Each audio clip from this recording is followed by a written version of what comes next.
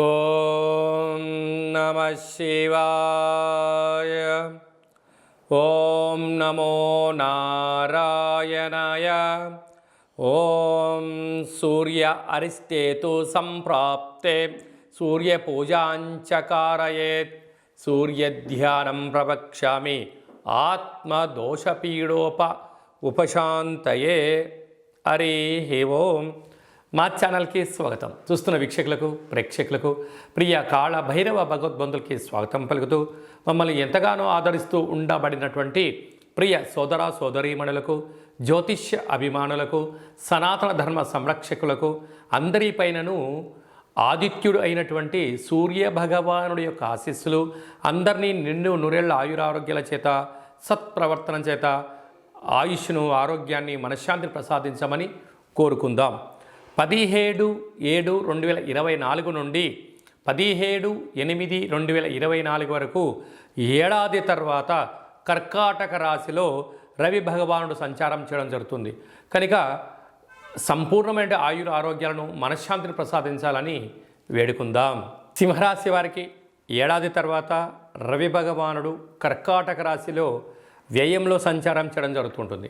కనుక రాశాధిపతి వ్యయంలో ఉండడం వలన అనవసరమైన ఖర్చులు, హాస్పిటల్స్, ప్రమాదాలు, అప్పులు ఇవ్వడాలు, అప్పులు తెచ్చుకొని తిరిగి కట్టలేని పరిస్థితుల్లో స్థిరచరాస్తులను తొలగించుకునే పరిస్థితి ఉండడము, పోలీస్ స్టేషన్లు, కోర్టు మెట్లు, బంధువులని, మిత్రులని, సన్నిహితులని మిమ్మల్ని ప్రేరేపించడము, మీతో ఖర్చు పెట్టించి మిమ్మల్ని అప్పుల పాలు చేసే పరిస్థితి చాలా అధికంగా ఉంటుంది.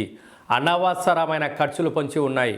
కనుక ఇలాంటి కాల సమయంలో వీలైనంత వరకు మౌనం, ఏకాంతం, ఏకంగా అంటే ఒంటరిగా సూర్య నమస్కారాలు లాంటివి చేయడము, ఆధ్యాత్మికమైన ప్రయాణం ఎప్పుడైతే మీరు చేయగలరో వీటి నుంచి దూరం అవ్వడము, ప్రశాంతమైన జీవనాన్ని కాపాడుకోవడము, వేలకు తిండి, వేలకు నిద్ర, వేలకు సూర్య నమస్కారాలు చేయడం వలన మనోధైర్యం చేత అన్నింటా విజయం మీ సొంతమవుతుంది.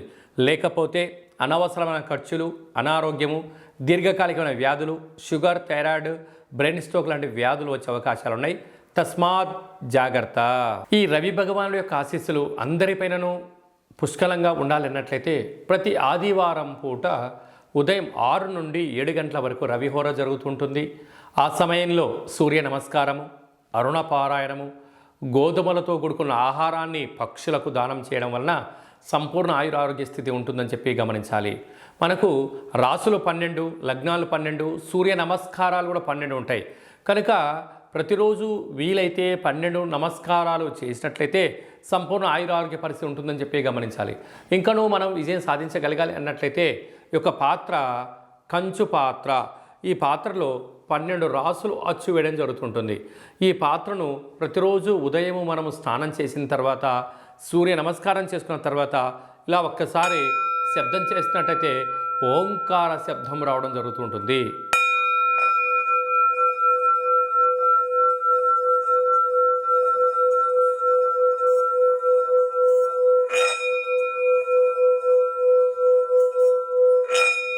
ఈ శబ్ద తరంగాల వలన మనిషి శరీరంలో ఉండబడినటువంటి షట్చక్రాలు వికసించడం, అనారోగ్యం దూరం అవ్వడం, ఐశ్వర్యం ఆనందమవడం, విద్యాకర్షణ, ఉద్యోగాకర్షణ, వ్యాపార ఆకర్షణ కలుగుతుంది అని చెప్పి గమనించాలి.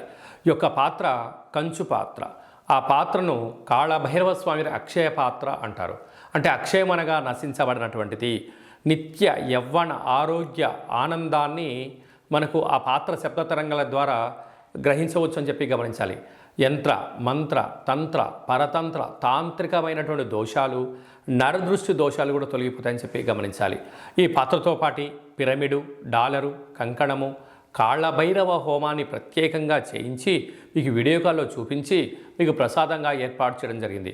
కనుక ఇంటింటా కాళభైరవం అనే కార్యక్రమంలో పాత్రను ఇంట్లో ఉంచుకుందాం, కష్టాలకు స్వస్తి పలుకుదాం, ఐశ్వర్యానికి స్వాగతం పలుకుతామని చెప్పి గమనించాలి.